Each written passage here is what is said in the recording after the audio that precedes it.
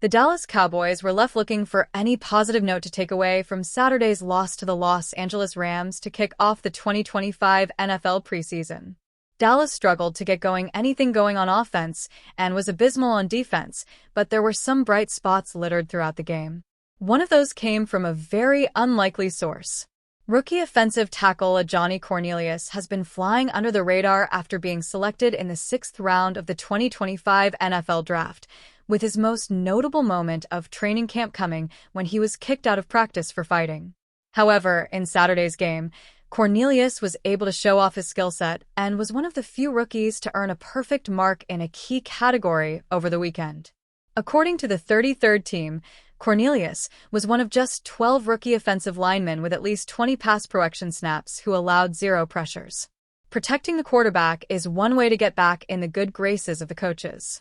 The Cowboys' offensive line has been decimated by injuries throughout the first few weeks of training camp, so opportunities will be there for increased reps for Cornelius if he can keep his head on straight. Hopefully Saturday's performance was a sign of the rookie turning the corner.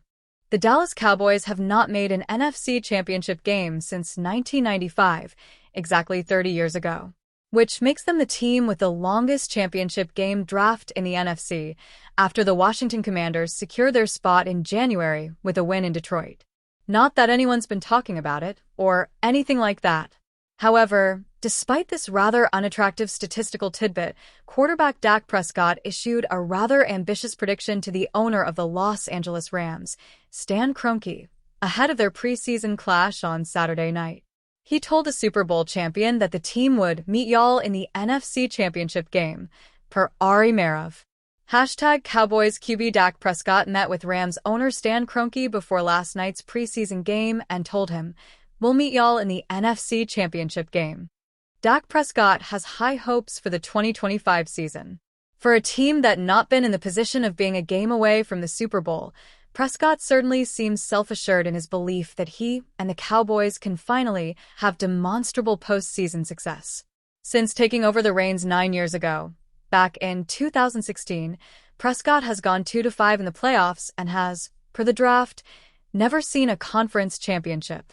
In fact, he's only seen a divisional championship 3 times, losing all 3 to the 49ers, Packers, and, ironically in this case, the Rams. The Cowboys are currently 6-1 to win the NFC East Division, with both the Eagles and Commanders far more favored than Dallas. For what it's worth, it would be far less shocking to see the Rams, who were a couple of faulty turnovers from beating the Eagles in a hotly contested divisional game, in the NFC Championship for what would be the 3rd time under head coach Sean McVay. The team are currently 2-0 in conference championship games since McVay took over in 2017. What is the route to NFC Championship for the Cowboys? It's unclear if there is any realistic path to the NFC Championship, or indeed the Super Bowl, for Prescott and the Cowboys. The reaction to the hiring of former offensive coordinator Brian Schottenheimer was poor to say the least, and the team lost longtime stalwarts like Zach Martin and DeMarcus Lawrence in free agency this past offseason. If all 3 of A. George Pickens acclimatizes well to the Dallas offense and maximizes his great potential, B. Tyler Guyton shows serious growth and Tyler Booker has a strong rookie season, and C. Javonte Williams gets back to his rookie season form and/or Jaden Blue proves to be a borderline Pro Bowl level back, then Dallas could have one of the best offenses in the league. Matt Eberflus, as much as he was bemoaned in Chicago, where he spent 2.5 seasons as head coach, was a smart hire on defense as DC. Even with all that, predicting anything greater than a .500 season is really somewhat of a stretch. But crazier things have happened. None more than Washington making that same game last season for the first time since the days of Mark Rypien in the early 90s. Denzel Washington does not approve of Jerry Jones' handling of the Dallas Cowboys. On Tuesday, Washington appeared on ESPN's First Take to promote his new movie, Highest to Lowest. During his appearance, Washington, a longtime Cowboys fan, ripped into Jones and his handling of the Cowboys in recent years. "There's box office and there's Oscars," Washington said. "Jerry, been a while, huh? You ain't been to the show, you wouldn't know. Haven't been to the show, so you wouldn't know what it is to win."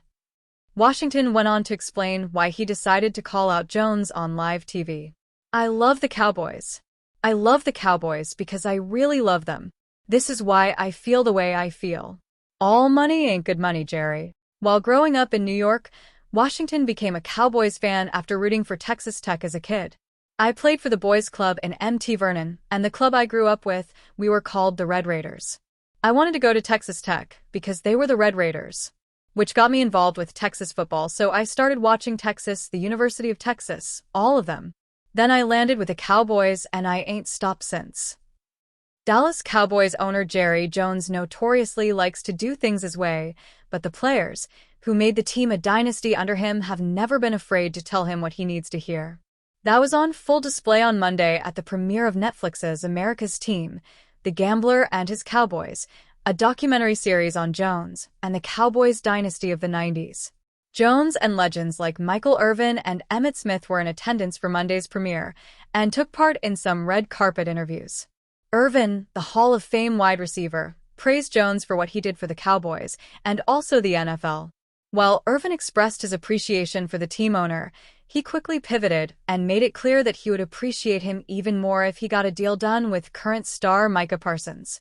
That's when Irvin stepped to the side, revealing that Jones was right next to him taking part in his own interview. The former receiver then grabbed the Dallas owner and repeated, "I'll appreciate Jerry more if he gets Micah Parsons' deal done," making sure he heard it. Jones laughed and gave Irvin a love tap. Michael Irvin is putting the pressure on Jerry Jones to extend Cowboys star DE Micah Parsons. Jerry was perfect for what Dallas needed, at Michael Irvin 88 told at Brie Aldridge on the blue carpet for the Netflix premiere of America's Team, The Gambler and His Cowboys. Irvin then took a dig. If he'd just get that Micah Parsons deal done. Irvin always has the best interest of the Cowboys in mind, and he has a very good relationship with Jerry Jones. Unfortunately, his words probably won't end the current saga between Parsons and Jones. While everyone agrees Parsons deserves an extension, the relationship between the two sides has seemingly deteriorated to a really bad spot. Parsons has demanded a trade, and Jones isn't even speaking to him or his agent about a deal, and the star defender hasn't taken the field yet, with Week 1 just around the corner. A recent report from 105.3 The Fan claimed that Parsons and Jones met for 4 hours one day last week, but that hasn't resulted in anything substantial, as evidenced by Parsons' continued hold-in. While Irvin is trying to do his part in getting the owner and franchise player back on the same page, the Cowboys won't see much movement until Jones decides to take it upon himself.